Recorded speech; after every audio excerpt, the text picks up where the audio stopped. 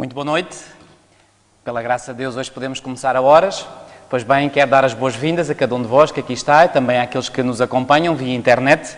Para aqueles que eventualmente ontem ligaram e viram que a emissão não estava no ar, deixem-me dizer-vos que tivemos grandes problemas técnicos ontem e só conseguimos a ligação ao servidor, já eram provavelmente 20h47 ou 20h48. Graças a Deus hoje as coisas estão a correr bem e vamos dar continuidade a esta sequência de palestras. E, como habitualmente, vamos pedir a orientação do nosso Deus. Senhor nosso Deus, nosso Pai, mais uma vez nos apresentamos pela fé diante de Ti e vimos fazê-lo, Senhor, com um coração humilde, com um coração respeitoso, porque nos encontramos diante da Tua santa, divina, augusta e majestosa presença, pois Tu és o Rei dos Reis e Senhor dos Senhores. Mas ao mesmo tempo, Senhor, nós nos aproximamos confiantemente do Teu trono da graça, porque Tu nos prometeste que nós o podemos fazer confiantemente e Tu também prometeste que aquele que vem a Ti, de modo nenhum Tu o lanças fora. Ó Senhor, é nessa certeza, nessa fé que nos apresentamos diante de Ti, implorando uma vez mais que o Teu Santo e Bom Espírito venha repousar sobre cada um de nós e nos venha ajudar a entender e também que possamos aceitar aquilo que Tu tens para nós, Tu tens para nos revelar através da Tua Palavra. Te suplicamos tudo e desde já Te agradecemos pela fé, em nome do Senhor Jesus. Amém. Pois bem, esta noite nós iremos falar de uma batalha que tem sido muito falada. E sobretudo nos meios protestantes e evangélicos. Já aqui vos referi, essa batalha é uma batalha que recebe um nome específico na Bíblia. Aliás, é o único local na Bíblia onde esse nome aparece. É no capítulo 16 de Apocalipse e também no versículo 16. Nós depois iremos ler esses textos. É a chamada Batalha do Armagedom. Pois bem, esta Batalha do Armagedom tem sido interpretada, já aqui vos referi, como sendo uma batalha literal que terá lugar a algures no Médio Oriente e que nessa batalha, portanto, literal que terá lugar no Médio Oriente, pois bem, os exércitos envolvidos serão os exércitos israelitas da nação literal de Israel e contra eles virão os árabes e os árabes provavelmente terão como aliados os russos, eventualmente os chineses e os japoneses, que são entendidos como sendo os reis do leste. Pois bem, nós hoje vamos abordar mais em detalhe esta batalha do Armagedom. E vamos começar por ler precisamente esses textos e, como vocês já podem suspeitar, a melhor forma de nós interpretarmos corretamente esta batalha é voltarmos ao livro de Gênesis. Pois bem, mas vamos ler em primeiro lugar, no livro do Apocalipse, no capítulo 16, os versículos 12 a 16. Apocalipse, capítulo 16, versículos 12 a 16. O que o texto bíblico diz é isto. Derramou o cesto a sua taça sobre o grande rio Eufrates. Este cesto é um cesto anjo. A propósito, deixem-me dizer-vos, não temos tempo de analisar todo o contexto, que todo este capítulo 16 descreve o derramamento de 7 pragas, ou de 7 flagelos. E que esses flagelos serão, por assim dizer, os juízos que Deus fará cair sobre este mundo, precisamente antes da sua segunda vinda. Já agora deixem-me dizer-vos algo. Há quem veja uma comparação entre estas 7 últimas pragas e as 7 trombetas mencionadas no livro de Apocalipse. E realmente há coisas em comum. Quando nós comparamos as 7 trombetas, não vamos fazer esse estudo, obviamente, mas quando nós comparamos as 7 trombetas mencionadas, já agora um outro detalhe, sabem que o livro de Apocalipse está cheio do número 7. São 7 igrejas, são 7 selos, são 7 trombetas, são 7 pragas. Enfim, o número 7 aparece frequentemente. E quando nós comparamos, estava eu a dizer, as 7 trombetas com as 7 pragas, nós encontramos realmente um paralelismo incrível. E isso tem levado algumas pessoas a considerar que as trombetas e as pragas trata-se do mesmo acontecimento, mas não é. E há uma diferença, embora haja algo em comum, e volto a dizer isso mesmo. As pragas são juízos de Deus, as trombetas também são. E é muito interessante fazer um estudo sobre as trombetas, mostrando que as trombetas são precisamente anúncios de juízos. Por exemplo, dou-vos um exemplo bíblico, não vamos ler. Quando o povo de Israel estava para conquistar a cidade de Jericó, lembram-se que Deus deu indicações muito precisas sobre aquilo que eles deviam fazer. E essas indicações precisas não envolviam qualquer batalha. Eles tinham que, durante um dia, fazer uma volta completa às muralhas da cidade e ir embora. No segundo dia, voltar e fazer outra vez uma volta completa e ir embora. No terceiro dia, a mesma coisa. No quarto, quinto, sexto dias, a mesma coisa. No sétimo dia, eles teriam que fazer não uma volta, mas 7 voltas. E no fim dessas 7 voltas, eles tinham que tocar o quê? As trombetas. E essas trombetas era então um sinal, um prenúncio do juízo de Deus, ou dos juízos de Deus que iriam cair sobre aquela cidade, sobre a cidade de Jericó. Por exemplo, a festa do Dia das Expiações, que era uma das festas mais importantes no calendário religioso israelita, e que o Dia das Expiações é sinónimo de juízo. Aliás, o Dia das Expiações é prefigurativo do juízo final que o Senhor exerce no céu.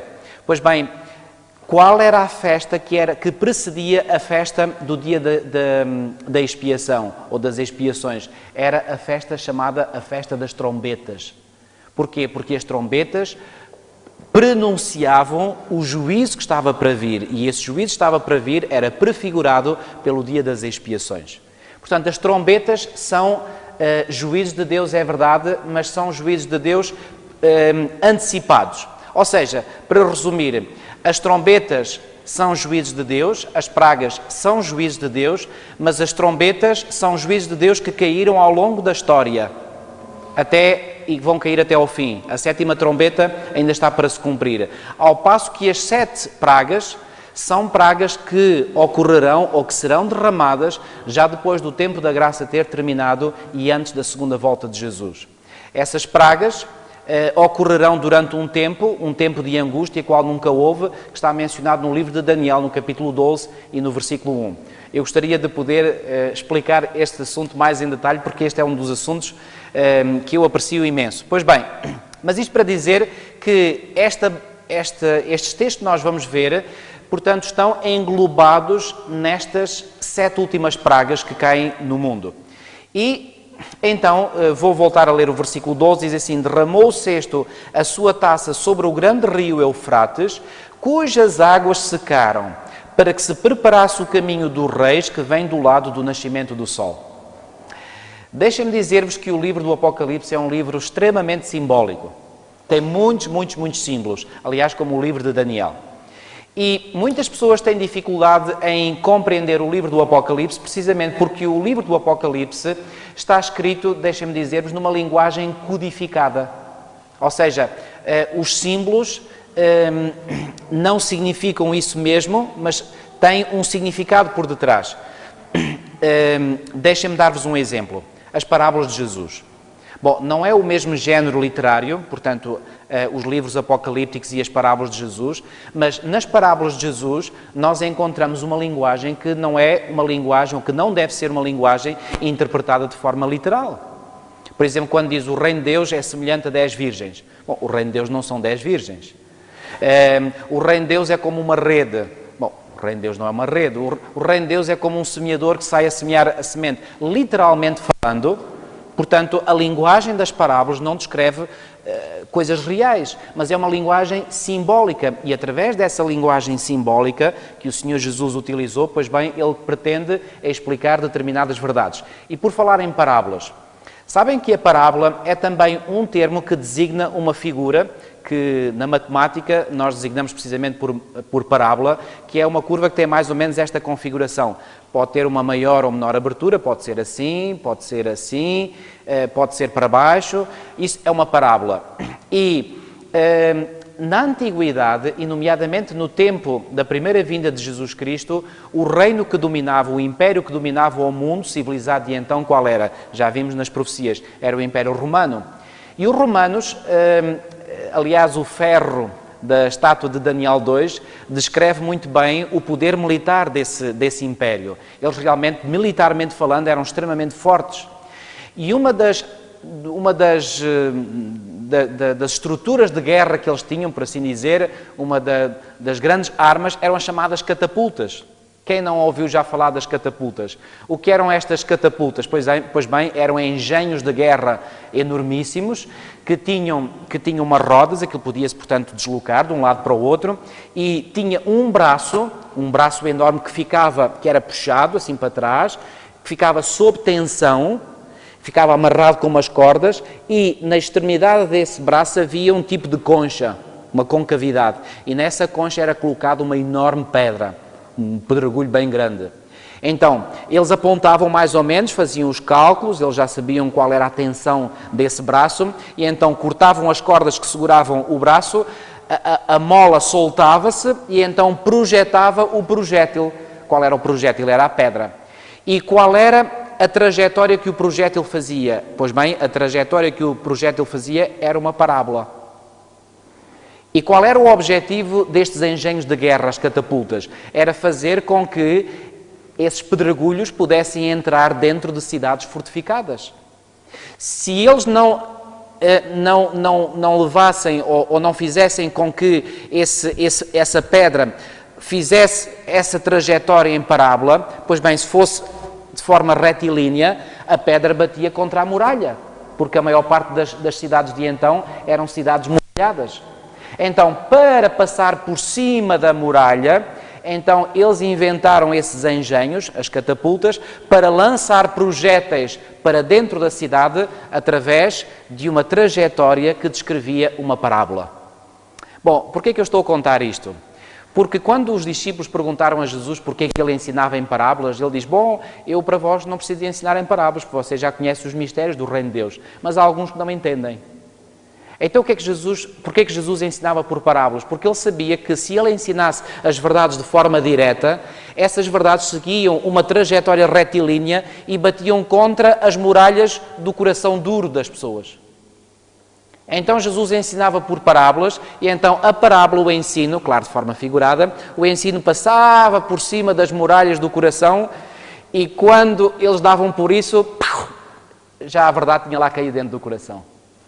Esta era a razão pela qual Jesus ensinava por parábolas e, portanto, usava uma linguagem simbólica, uma linguagem que não significava não era uma linguagem literal. Pois bem, a linguagem apocalíptica, ou seja, a linguagem dos livros de Daniel e Apocalipse, pois bem, é também uma linguagem simbólica e nós precisamos de entender esses símbolos à luz de outras verdades bíblicas. Pois bem, na restante Bíblia nós encontramos as tais, como eu disse, as passwords para nós descodificarmos a mensagem apocalíptica. E aqui, deixem-me falar um bocadinho de alguns destes detalhes aqui desta sexta praga. Nós temos aqui referência ao grande rio Eufrates. Eu pergunto, menciona a Bíblia este rio literal? E a minha resposta é menciona. Pois bem, no Antigo Testamento é mencionado o rio Eufrates. E já agora, venham comigo a Isaías capítulo 8 e versículo 7. Isaías capítulo 8 e no versículo 7. E nós temos aqui precisamente a menção das águas do Eufrates. Isaías capítulo 8 e versículo 7 que diz o seguinte: Eis que o Senhor fará vir sobre eles as águas do Eufrates. E agora reparem que até aqui no Antigo Testamento vem mencionadas as águas do Eufrates de uma forma simbólica, porque diz a seguir, fortes e impetuosas, isto é o rei da Assíria. Estão a ver?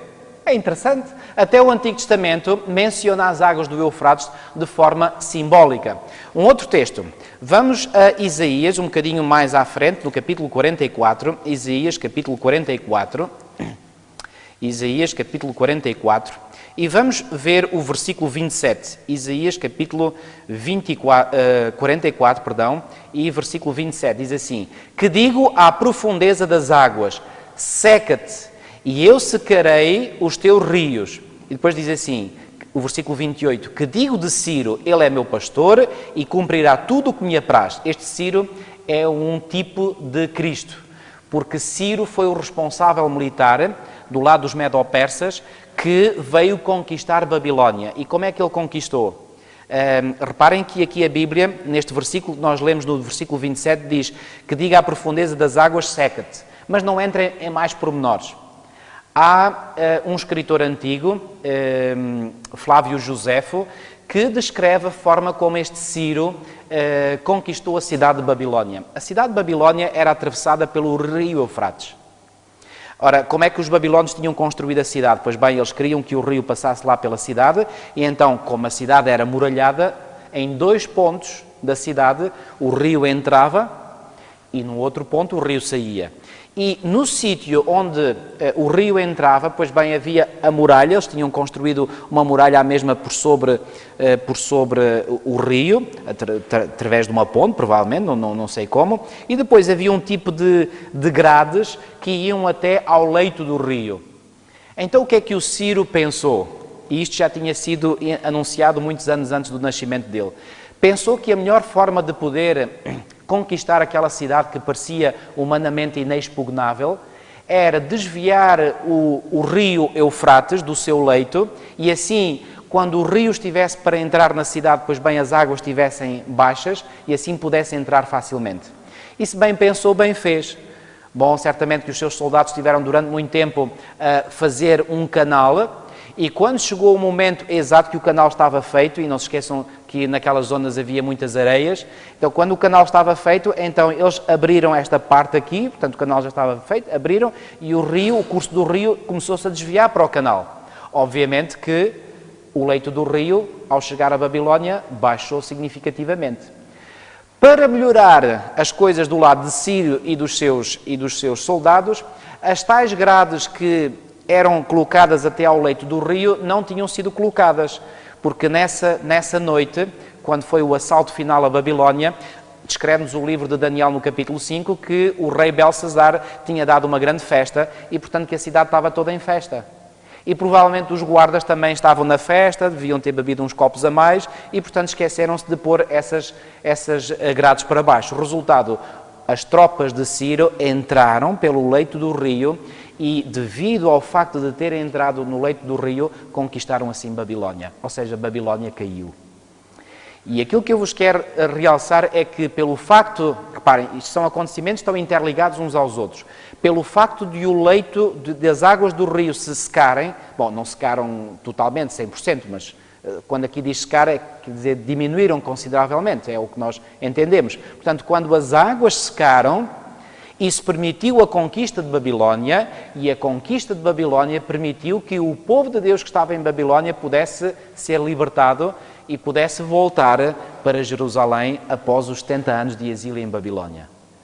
Isto foi o que aconteceu historicamente. Porquê é que aqui o livro do Apocalipse usa esta linguagem? Usa esta linguagem para descrever não algo igual no sentido literal, mas algo igual no sentido de uma libertação. Então, usa a mesma imagética para dizer, ok, vai haver um tempo em que, no passado, ou seja, no reino literal de Babilónia, havia um rio literal e as águas literalmente secaram e literalmente houve um exército que entrou dentro da cidade, literalmente Babilónia caiu, literalmente o povo de Deus foi liberto de Babilónia e literalmente o povo de Israel pôde retornar à sua terra, a Canaã. No tempo do fim, tudo isto é no sentido espiritual. Porquê? Porque agora não se trata apenas de algo que está localizado num determinado ponto geográfico, é algo que se passa no mundo inteiro. Então o que é que vai passar? As águas vão secar, as águas secando é o prenúncio da queda de Babilónia, e ao Babilónia cair, possibilita o quê? Possibilita a libertação dos filhos de Deus, do povo de Deus que está em Babilónia, para que assim possam o quê? Para que assim possam ir para Canaã. Neste momento não mais a Canaã terrestre, mas a Canaã celestial. E a queda de Babilónia concretiza-se especificamente na 7ª praga, na praga que vem a seguir. Portanto, a 6ª praga que nós vamos analisar é a praga que precede a praga que faz cair Babilónia. Eu quero que entendam, portanto, esta sequência de acontecimentos. Ora bem, o que é que são aqui estas águas? Viram que até o próprio livro de Isaías considerou as águas do Eufrates como sendo algo simbólico, que representa povos. Venham ver comigo mais uma vez, já vimos este texto, mas vamos ver mais uma vez, em Apocalipse, no capítulo 17 e no versículo 15, que diz, falou-me ainda, as águas que viste onde a meretriz está assentada são quê? São povos, multidões, nações e línguas. Então o que é que significa? Que os povos, nações, multidões e línguas que apoiam Babilónia vão retirar esse apoio a Babilónia. E ao retirarem o apoio a Babilónia, o que é que vai acontecer a Babilónia? A Babilónia vai cair. Agora, venham ver comigo o versículo 13. Antes de Babilónia cair, vai haver um último ataque de Babilónia contra o povo de Deus. Venham ver comigo o versículo 13. Então vi sair da boca do dragão, da boca da besta e da boca do falso profeta 3 espíritos imundos semelhantes a rãs. Eu queria aqui fazer uma pausa para mostrar que esta profecia está a seguir a mesma sequência que é mencionada em Apocalipse 12 e 13. Vocês perguntarão, como assim? Lembram-se que em Apocalipse 12 começa por referir um dragão que apareceu, um dragão vermelho, grande, com 10 chifres. Lembram-se? E que esse dragão se preparou para matar a criança que estava para nascer. Lembram-se disso? E que depois desse dragão mencionado no capítulo 12, nós temos então o capítulo 13 que fala de 2 bestas. Em primeiro lugar, a besta que sobe da terra e depois a besta que sobe do mar, perdão. E depois, em segundo lugar, a besta que sobe da terra. Lembram-se? Então, qual é a sequência? Em Apocalipse 12 e 13, a sequência é dragão, em primeiro lugar, depois a besta, a primeira besta e depois a segunda besta. Vejam qual é a sequência aqui. Aqui a sequência é esta. Então vi sair da boca do dragão, o dragão aparece em primeiro lugar. Qual é este dragão? Este dragão é o mesmo dragão do lado de Apocalipse 12. Depois diz, da boca da besta, que besta é esta? É a primeira besta de Apocalipse 13. E agora diz, e da boca do falso profeta. Quem será este falso profeta? É muito simples. Este falso profeta é nada mais, nada menos do que a segunda besta de Apocalipse 13. Vocês dirão, como assim? Bom, a sequência é a mesma. Mas porquê que em Apocalipse 13 é chamado de besta e aqui é chamado de falso profeta? Bom, a explicação é muito simples. É que em Apocalipse 13 dá-se mais ênfase a essa besta que nós identificamos como sendo os Estados Unidos da América, dá-se mais ênfase a essa besta como nação política, como nação que é um poderio político a nível global, que é um poderio económico, que é um poderio militar. Ao passo que aqui, falso profeta, isto é a linguagem religiosa.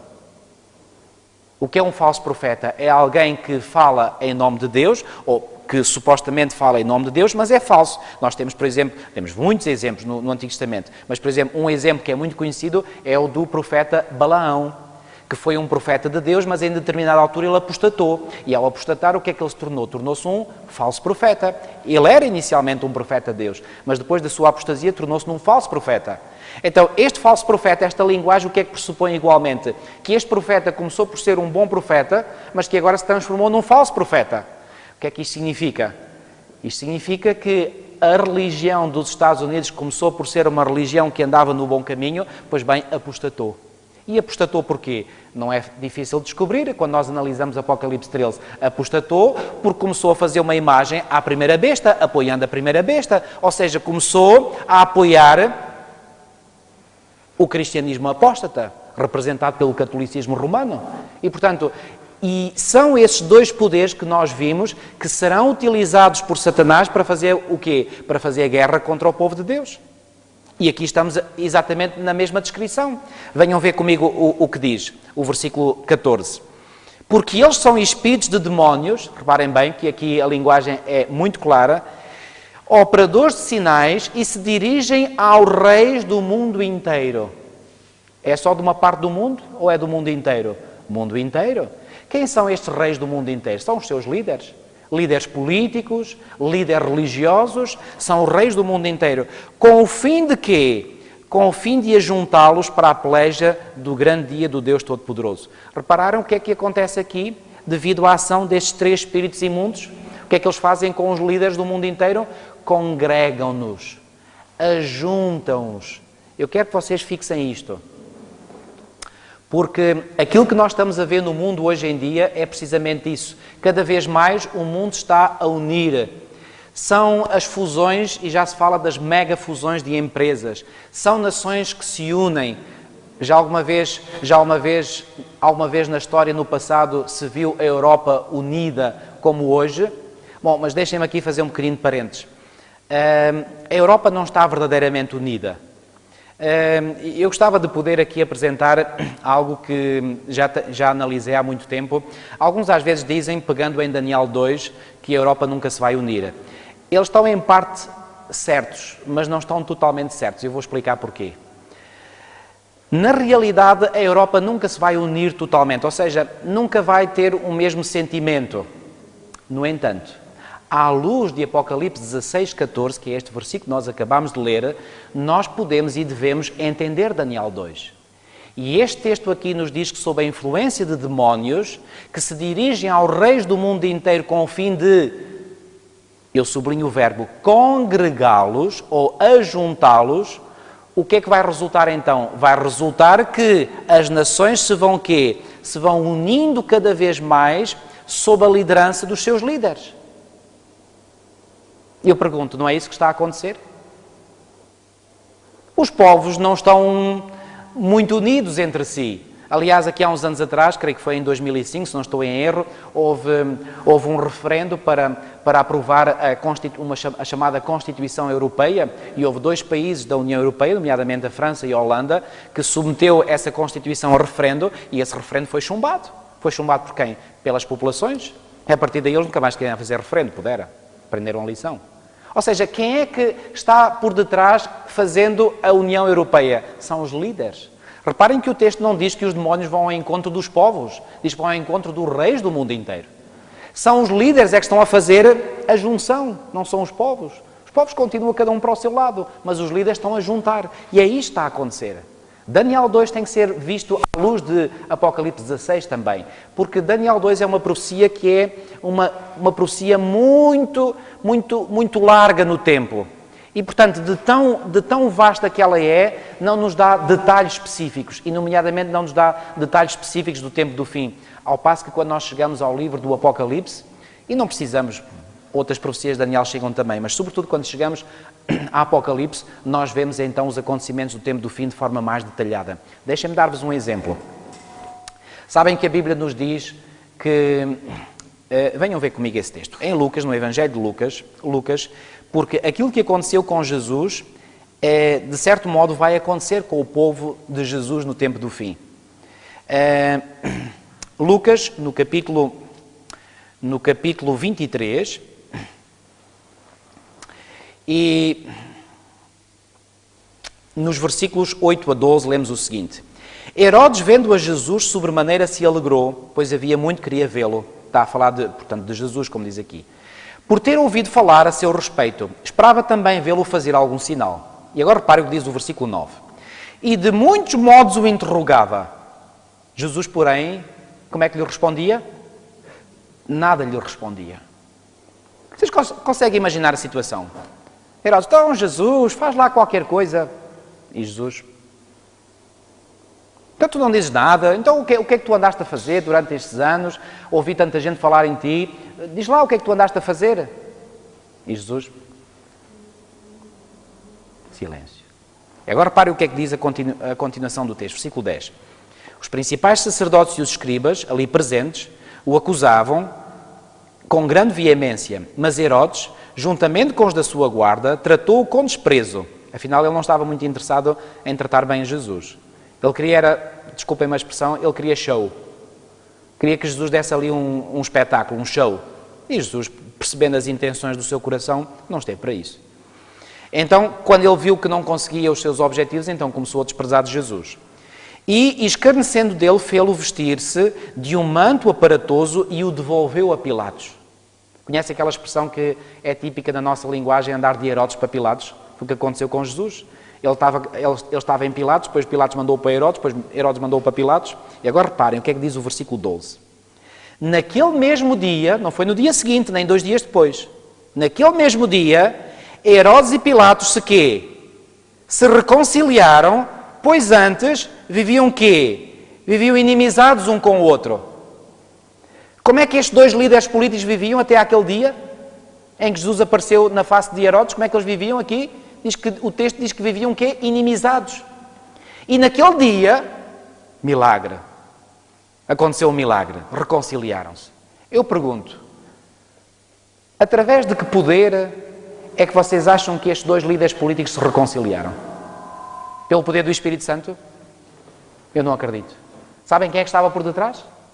Quem estava por detrás eram espíritos de demónios, fazendo com que estes 2 líderes políticos se juntassem, se congregassem para apresentarem uma frente unida contra Jesus.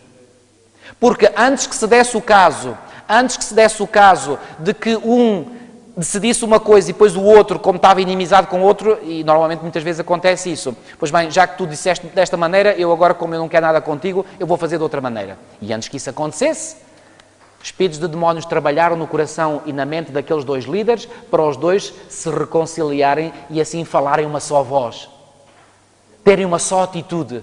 E qual atitude? Uma atitude contra Jesus. As forças do mal não estavam interessadas em que eles estivessem divididos, estavam interessadas em que eles estivessem unidos e estivessem unidos contra o mesmo objetivo. E o objetivo era Jesus. Compreendem agora o que é que se passa na Batalha do Armagedom? Que demónios vão ao encontro dos reis do mundo inteiro para quê? Para os juntar. Com que objetivo? Para que eles possam fazer uma frente unida contra quem? Contra o povo de Deus. De modo a não haver escapatória possível. Um líder diz uma coisa, outro diz outra, pois bem, os demónios trabalham com todos os líderes para os pôr a falar a mesma linguagem, para estarem sob o mesmo diapasão, estarem no mesmo comprimento de onda, para apresentarem uma frente unida contra o povo de Deus. Pergunto, não é isto uma repetição daquilo que aconteceu com Jesus? E sabem que Jesus disse aquilo em Mateus 25, falando do juízo final, diz: aquilo que fizeste a um destes meus pequeninos, o quê? A mim o fizestes. Bom ou mau?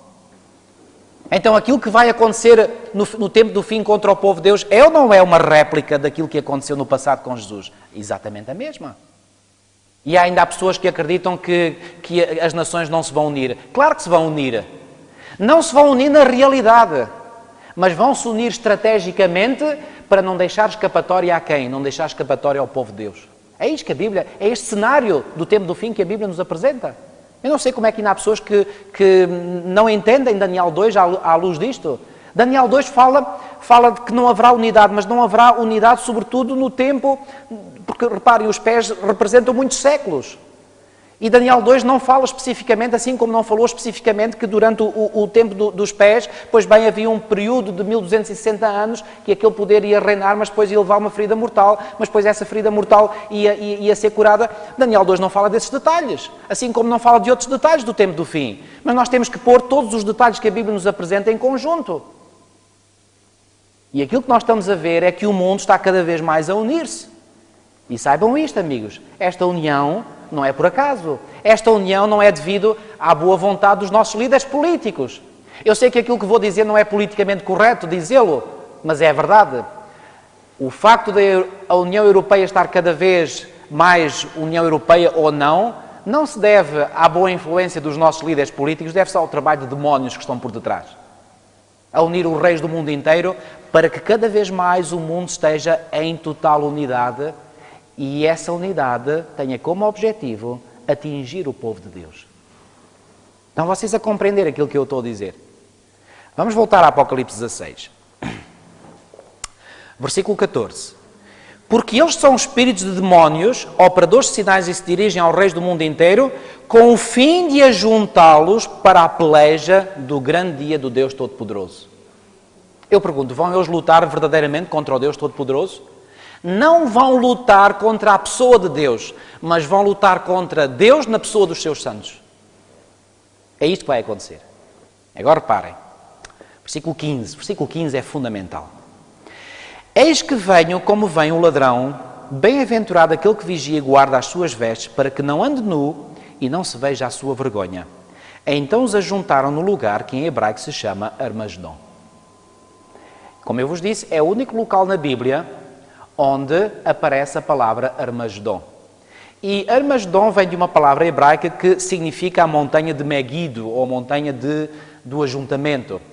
Talvez alguns, por isso, tenham levado a pensar que esta será uma batalha que se vai realizar lá no Vale de Megido, lá em Israel.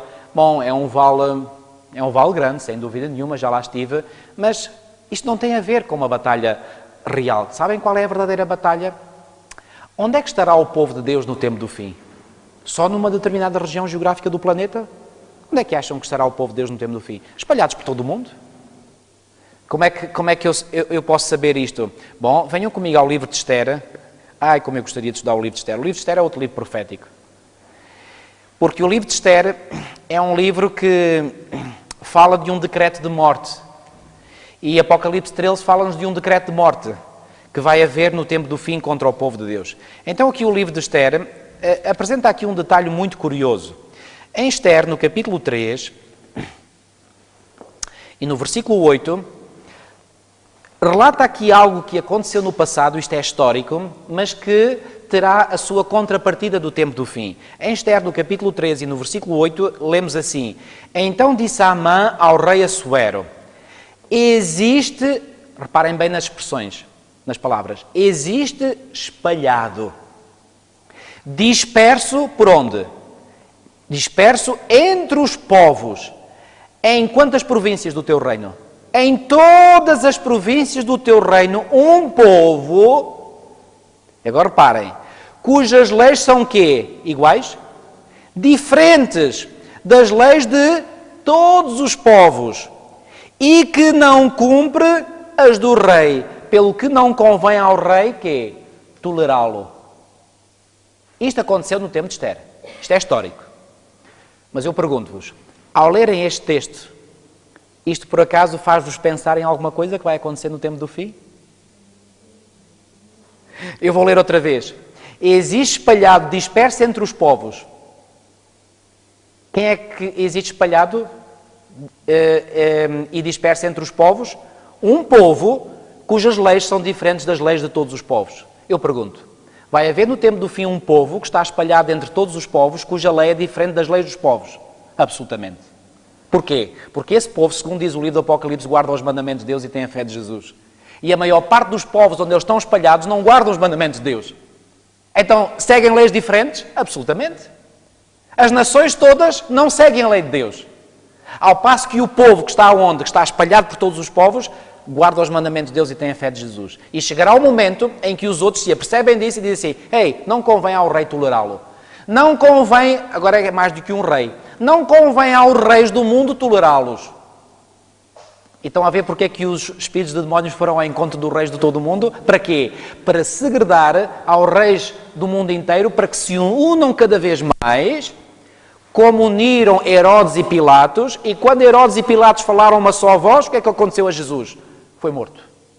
Quando os reis do mundo inteiro chegarem a uma só voz, a um só entendimento, o que é que eles vão achar? Vão achar que não se deve tolerar esse povo, cuja lei é diferente de todos os povos. Estão vocês a entender o paralelismo? Então o que é que vão fazer? Decreto de morte. Não convém tolerar essa gente. Então que raio de gente é essa? Gente ordinária. Está todo mundo de acordo e eles é que acham que são os melhores e então somos os melhores? Não. E porquê?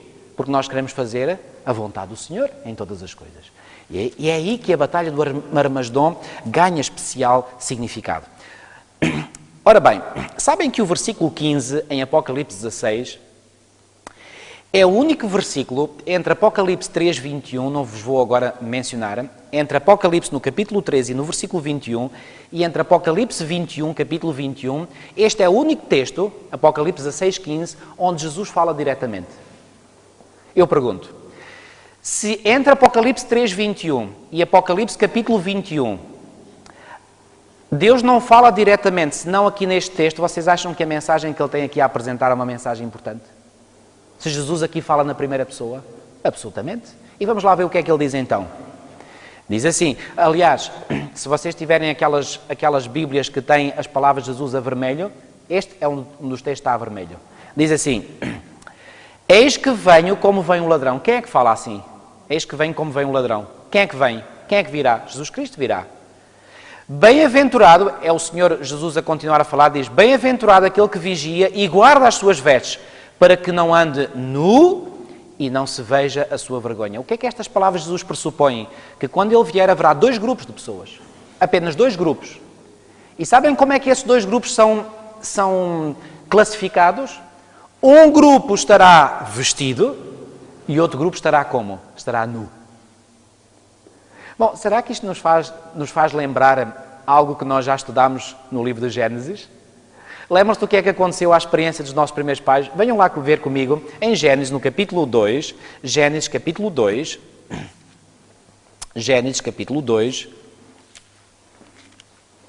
Gênesis capítulo 2 e no versículo 25 lemos o seguinte, diz assim, ora, um e outro, o homem e a sua mulher, estavam quê? Estavam nus e não se envergonhavam. E porquê que eles não se envergonhavam? Porque na realidade eles não estavam completamente nus. Aliás, nós já vimos isso e eu vou repetir. Eles estavam nus no que diz respeito a vestes humanas. Eles não tinham nenhuma veste de fabrico humano. Quais eram as vestes de que eles estavam cobertos? Lembram-se? Vestes de luz. Como é que nós podemos saber isso? Venham ver comigo. Já vimos, mas vamos ver outra vez, só para recapitular. Salmo 104, versículos 1 e 2. Salmo 104, versículos 1 e 2. E aqui nós vamos ver quais são as vestes de Deus. As vestes do próprio Deus. Salmo 104, versículos 1 e 2 diz assim: Bendiz, ó minha alma, ao Senhor, Senhor Deus meu, como tu és magnificente.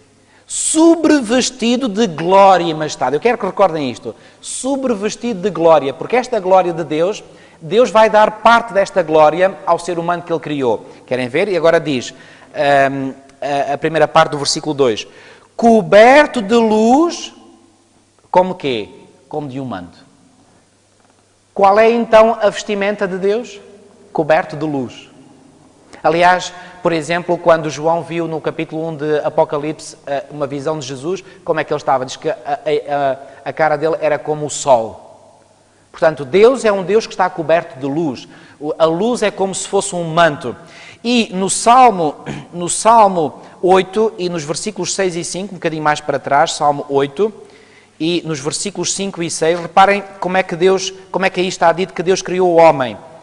Salmo 8, 5 e 6. Fizeste, no entanto, por um pouco menor do que Deus, e de glória e de honra o coroaste. Se a glória de Deus é um vestido ou um manto de luz, o que é que significa? Se Deus está revestido de glória, e essa glória é um manto de luz, e se Ele revestiu o homem de glória, o que é que isso pressupõe? Pressupõe que Ele revestiu igualmente o homem de quê? De luz. Por isso é que os revestidos de luz não se envergonhavam.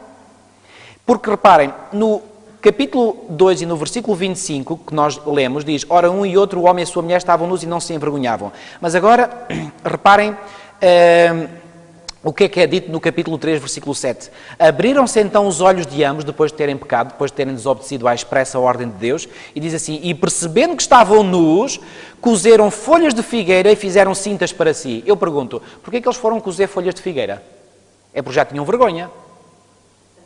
Porque se não tivessem vergonha, como nos diz Gênesis 2:25, eles não iam cozer as folhas de figueira. Estão a acompanhar-me no meu raciocínio. Então aqui quer dizer que eles aperceberam-se que estavam nus, mas aqui já tinham vergonha. E porquê que já tinham vergonha? Porque já tinham pecado e sabem o que é que tinha acontecido ao manto de luz que os envolvia? O manto de luz desapareceu. E agora eles vêm-se totalmente nus.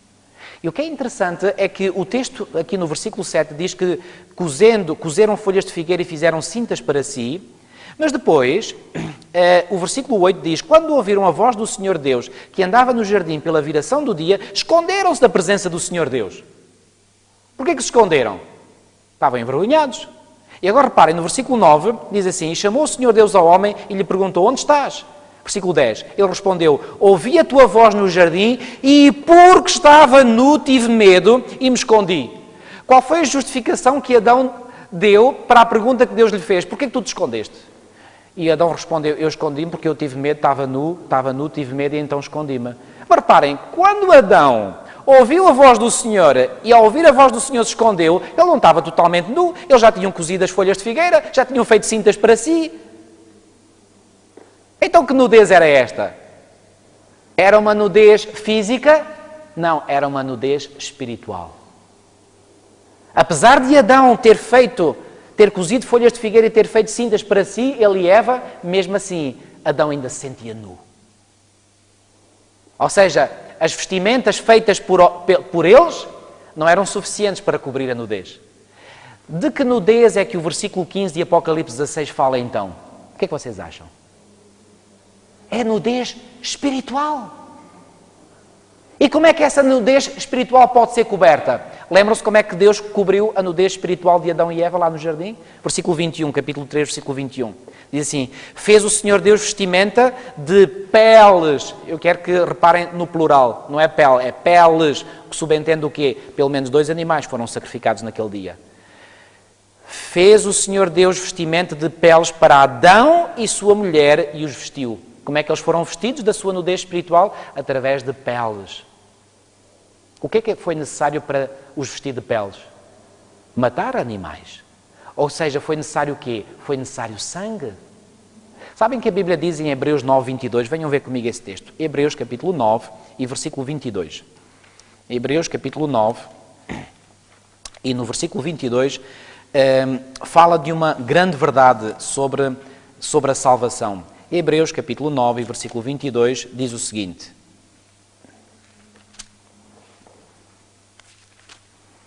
Diz assim, com efeito, quase todas as coisas, segundo a lei, se purificam com quê? Com sangue. E agora parem. E sem derramamento de sangue não há quê? Não há remissão. Sabe o que é que a palavra remissão significa? Não há apagamento de pecados. Não há remissão de pecados. Então o que é que foi necessário para que o pecado de Adão e Eva fosse perdoado? Foi necessário o quê? Foi necessário sangue. Agora eu pergunto, então mas o sangue de animais é suficiente para resgatar, para perdoar pecados? Não. Aqueles animais eram apenas um símbolo.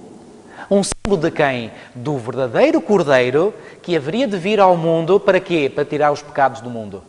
Lembram-se porque foi por essa razão que João Batista, quando viu Jesus pela primeira vez, ele já sabia da existência de Jesus, mas quando ele viu Jesus pela primeira vez, o que é que ele disse? Apontando para Jesus e falando para outras pessoas que estavam ali perto, ele diz, eis o Cordeiro de Deus que quê? Que tira o pecado do mundo.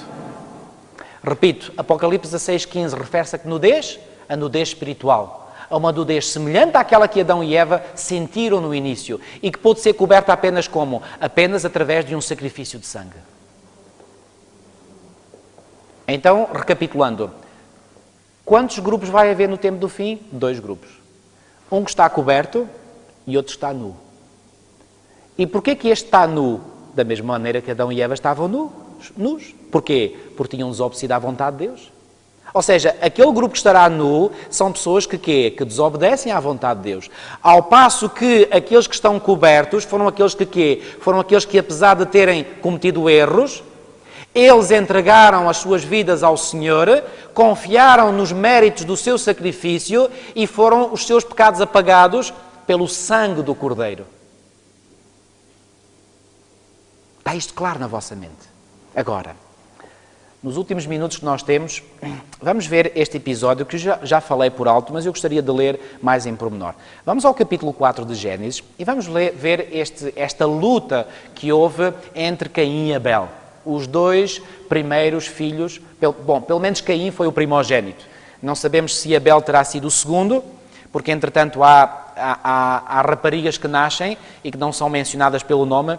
Alguns às vezes fazem a pergunta, mas como é que é possível que a partir de 2 irmãos a humanidade tenha crescido? Bom, aqueles que falam desta maneira são ignorantes daquilo que o texto bíblico diz. Querem ver? Porque no capítulo 5, vamos só ver esse detalhe. Capítulo 5 de Gênesis, e no versículo 4, diz assim, depois que gerou a Sete, viveu Adão 800 anos e teve quê? Filhos? Só filhos. Filhos e filhas. Agora, não sabemos quando é que essas filhas nasceram. Bom, Caim foi o primogênito, isso sabemos. Agora, se a seguir a Caim houve uma irmã, depois de Abel houve outra irmã, não sabemos. A resposta à pergunta, mas como é que então 2 irmãos se reproduziram? É simples, casaram com irmãs. Foi assim que aconteceu a reprodução. E sabem que o casamento entre irmãos não foi proibido, senão já no tempo de Moisés, em que Deus aí disse, ok, a partir de agora não casam mais entre parentes. Porquê? Porque a raça estava a degenerar. Quando a raça estava tão perfeita desde o início, o casamento consanguíneo, conforme nós chamamos hoje, não dava problemas nenhuns. Absolutamente nenhuns.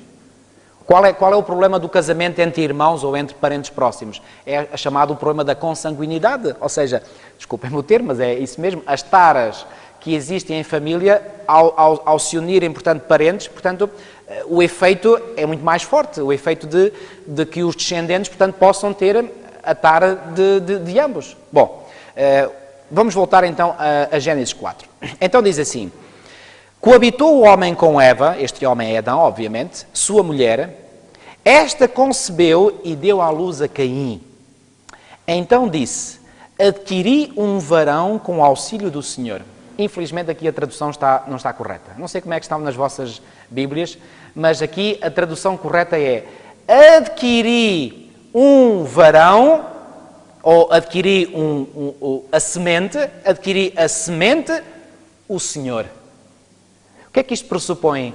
Que Eva estava convencida de que este filho que ela tinha acabado de ter, que era Caim, era a tal semente prometida em Gênesis 3,15. Mal sabia ela o filho que ela estava a ter. É que Caim realmente veio a tornar-se uma semente, mas não semente de Deus, semente de quem? Semente do diabo, porque em 1 de João 3,12, conforme já vimos esse texto, diz-nos que Caim era do maligno. Era semente, não no sentido de descendência literal.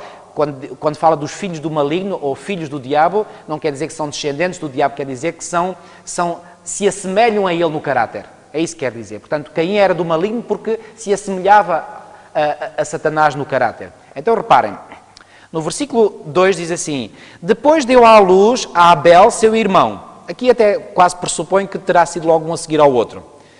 Abel foi pastor de ovelhas e Caim lavrador. Pergunta, até aqui, algum problema? Há algum problema em ser lavrador? Algum problema em ser pastor de ovelhas? Absolutamente nada. São modos muito dignos e honestos de ganhar a vida. Portanto, estes dois irmãos, até aqui não há problema nenhum. Agora reparem, versículo 3. Aconteceu que no fim de uns tempos trouxe Caim do fruto da terra uma oferta ao Senhor. E agora reparem, Abel, por sua vez, trouxe das primícias do seu rebanho e da gordura deste.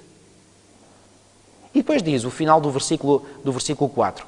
Agradou-se o Senhor de Abel e da sua oferta, ao passo que de Caim e da sua oferta não se agradou. Irou-se, pois, sobremaneira Caim e descaiu-lhe o semblante. Sabem que no original hebraico, esta expressão foi traduzida por descaiu-lhe do semblante, significa ficou com uma cara comprida, com aborrecido, zangado. A pergunta é, porquê que Deus se agradou do sacrifício de Abel e não se agradou do sacrifício de Caim? Já agora, sabem como é que o apóstolo Paulo comenta isto? Venham ver comigo em Hebreus capítulo 11. Hebreus capítulo 11, eu acredito que o apóstolo Paulo é o autor desta epístola. Hebreus capítulo 11. E no versículo 4 diz assim: pela fé, reparem, Abel ofereceu a Deus mais excelente sacrifício que Caim, pelo qual obteve testemunho de ser quê? De ser justo, tendo a aprovação de Deus quanto às suas ofertas. Sabem, alguns comentadores bíblicos, realmente há com cada comentário, dizem que, bom, o que fez com que Deus aceitasse a oferta de Abel e não aceitasse a oferta de Caim, não foi porque um levou uma oferta diferente do outro, foi pela atitude deles.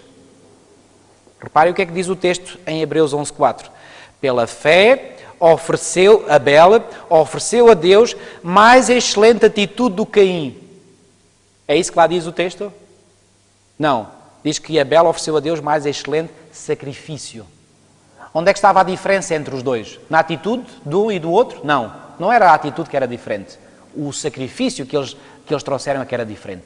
Qual foi o sacrifício que Abel trouxe? Um sacrifício diz aqui, trouxe das primícias do seu rebanho e da gordura deste. Onde é que Abel foi aprender que deveria trazer um sacrifício ao Senhor? Gênesis 3:21. Vocês acham que Adão e Eva não comunicaram aos seus filhos como é que o Senhor os perdoou no Jardim do Éden? Não tenham dúvidas disso.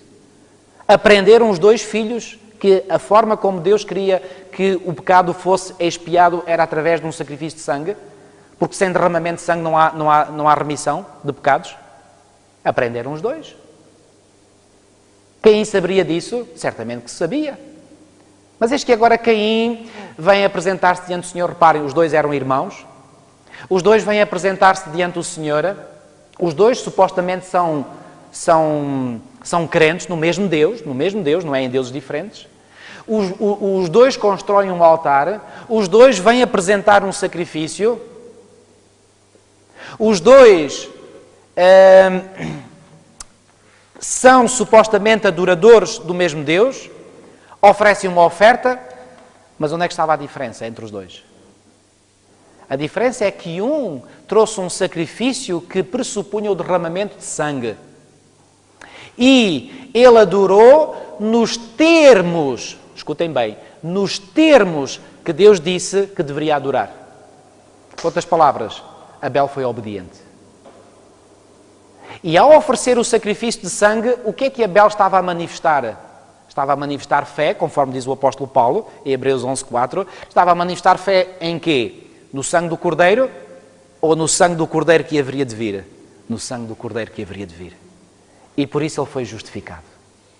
Alguns dizem, bom, como é que se sabe que o sacrifício de Abel foi aceito e o sacrifício de Caim não foi aceito? Bom, há cada comentário mais estranho. Alguns dizem, bom, é que o fumo do sacrifício de um subiu para cima, o de Abel subiu para cima e o de Caim subiu para baixo. Como é que nós podemos saber que a forma como o sacrifício de Abel foi aceito? Eu não vos vou ler este texto, porque já não tenho tempo. Em Levítico 9:24 é dito que fogo descia do céu e consumia o holocausto. Em 1 Coríntios 21:26 nos é dito que Davi fez um holocausto e o Senhor, em sinal de aprovação, fez descer fogo do céu e consumiu o holocausto. Em 2 de Crónicas, no capítulo 7, versículo 1, Salomão, quando inaugurar o templo em Jerusalém, fez um sacrifício e desceu fogo do céu em sinal de aprovação daquele sacrifício. Em 1 de Reis, no capítulo 18, versículos 38 e 39, Elias, no Monte Carmelo, apresenta um sacrifício diante do Senhor, faz uma oração ao Senhor e imediatamente desce fogo do céu e consome aquilo tudo. O que é que vocês acham? Que serviu de sinal visível para mostrar que o sacrifício de Abel tinha sido aceito e o de Caim não? É que para o sacrifício de Abel desceu fogo do céu e para o sacrifício, entre aspas, de Caim não desceu fogo nenhum. Eu posso imaginar que nesta altura Caim chegou perto do seu irmão, mas porquê que o teu sacrifício foi aceito e o meu não foi? Eu posso imaginar que Abel disse, ó Caim, mas tu sabes muito bem como é que o Senhor quer. Se tu fizeres um sacrifício como eu fiz, certamente Deus vai aceitar. Mas quem és tu? O meu irmão mais novo para me ensinares a mim. Provavelmente foi isto que aconteceu. E ele ficou tão furioso que levantou a sua mão e matou o seu irmão. Primeira batalha do Armagedom na história humana. E esta primeira batalha do Armagedom ajuda-nos a compreender a última batalha do Armagedom. E nesta primeira batalha do Armagedom eu quero que fixem isto. O desobediente a matar o obediente.